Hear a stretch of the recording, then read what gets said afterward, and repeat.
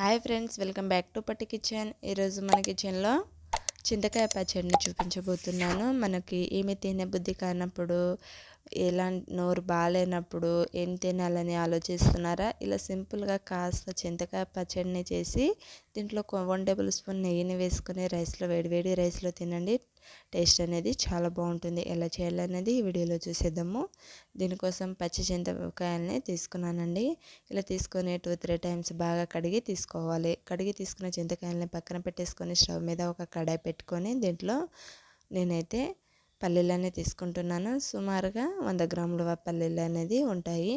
So వీటిని gas అనేది సిమ్లో పెట్టి ఇలా మంచి ఫ్లేవర్ వచ్చేంత వరకు వేయించుకొని తీసుకోవాలి. వేయించుకున్న పల్లీలని ఒక బౌల్లోకి యాడ్ చేసి పక్కన పెట్టేసుకోవాలి. అదే కడాయిలో స్టవ్ మీద 2 టేబుల్ స్పూన్ వరకు ఆయిల్ని వేసుకొని దీంట్లో 10 దాకా పచ్చిమిర్చిని యాడ్ చేసుకొని మనం తీసుకున్న చింతపండు అనేది 150 గ్రాముల వరకు ఉంటుందండి, 150 గ్రామ్స్ వరకు. సో దీంట్లో కొంచెం ఫ్రెష్గా ఉన్న కొత్తిమీరని యాడ్ చేసేసుకొని వీటిని కలుపుకుంటూ తీసుకోవాలి. దీన్ని ఎక్కువగా ఫ్రై చేయాల్సిన అవసరం లేదండి, 1-2 మినిట్స్ పాటు ఫ్రై చేసి సరిపోతుంది.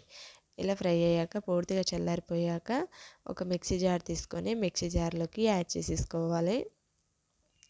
ఇలా కంప్లీట్గా యాడ్ చేసేసుకొని దీంట్లో 1 టేబుల్ స్పూన్ వరకు సాల్ట్ని, 1/2 టీ స్పూన్ వరకు పసుపుని, 1 టేబుల్ స్పూన్ జీలకర్రని యాడ్ చేస్తున్నాను. మీకు ఎల్లిపాయలు నచ్చితే ఒక 5-6 రెమ్మలు కూడా యాడ్ చేసుకోండి, ఫ్లేవర్ బాగుంటుంది. సో దీంట్లోని ఇలా కచ్చపచ్చగా గ్రైండ్ చేసి తీసుకున్నాను. ఇలా కచ్చపచ్చగా గ్రైండ్ అయ్యాక మనం పల్లీలని యాడ్ చేసుకుందాము. ఎందుకంటే పచ్చి చింతకాయలు కదా, పల్లీలు అవి అంతా ఒకేసారి వేస్తే మనకి సరిగా గ్రైండ్ అవ్వండి. అందుకోసం మనం ఫస్ట్గా చింతకాయలని ఇలా గ్రైండ్ చేసి దీంట్లో పల్లీలని కూడా యాడ్ చేసేసి ఇలా మెత్తగా గ్రైండ్ చేసి తీసుకోవాలి. పచ్చడి అనేది మనకి ఏ క్వాంటిటీలో కావాలో, ఈ మెత్తగా కావాలంటే ఇంకా కొంచెంసేపు గ్రైండ్ చేసి తీసుకోండి. స్టవ్ మీద మరో కడాయి పెట్టుకొని దీంట్లో 1 టేబుల్ స్పూన్ జీలకర్రని యాడ్ చేస్తున్నాను, 1 టేబుల్ స్పూన్ ఆవాలు, 1 టేబుల్ స్పూన్ శనగపప్పుని, 1 టేబుల్ స్పూన్ మినపప్పుని కూడా యాడ్ చేసేసి దీంట్లో కొంచెం కరివేపాకుని కూడా తీసుకోవాలి. ఒక ఎండుమిర్చిని తీసుకోండి. ఇలా తీసుకొని పోపుని బాగా ఫ్రై అయ్యాక దీంట్లో గ్రైండ్ చేసి పెట్టుకున్న పచ్చడి అనేది దీంట్లోకి యాడ్ చేసేసుకొని పచ్చడికి పచ్చివాసన పోయేంత వరకు 1-3 మినిట్స్ వరకు బాగా కలుపుకుంటూ తీసుకోండి సిమ్లో. సో అదే ఫ్లేవర్ అనేది చాలా బాగా వస్తుంది. హైలో పెట్టి కలుపుకున్నట్లయితే పచ్చడి అనేది మాడిపోయి చేసి ఉంటుంది.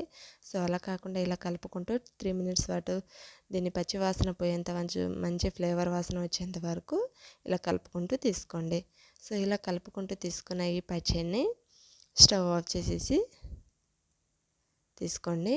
ఇలా ఈ క్వాంటిటీలో వచ్చాక మనకి స్టవ్ ఆఫ్ చేసేసి ఒక సర్వింగ్ బౌల్ తీసుకొని సర్వ్ అవుట్ చేసుకొని మనం వేడి రైస్లో కాస్త నెయ్యి వేసుకొని ఇలా ట్రై చేసి తినండి. అన్నం మొత్తం దీంతోనే తినేస్తారండి. ఏమి తినబుద్ధి కానప్పుడైతే కంపల్సరీ ఒకసారి ఇలా ట్రై చేసి చూడండి, చాలా బాగుంటుంది. సో ఈ రెసిపీ కనుక మీకు నచ్చినట్లయితే, ఒకసారి ట్రై చేసినట్లయితే ఎలా వచ్చిందో నాతో కామెంట్ చేసి షేర్ చేయండి. ఇలాంటి మరిన్ని రెసిపీస్ కోసం మన పొట్టి కిచెన్ ఛానల్ని సబ్స్క్రైబ్ చేసుకోండి. Thank you for watching.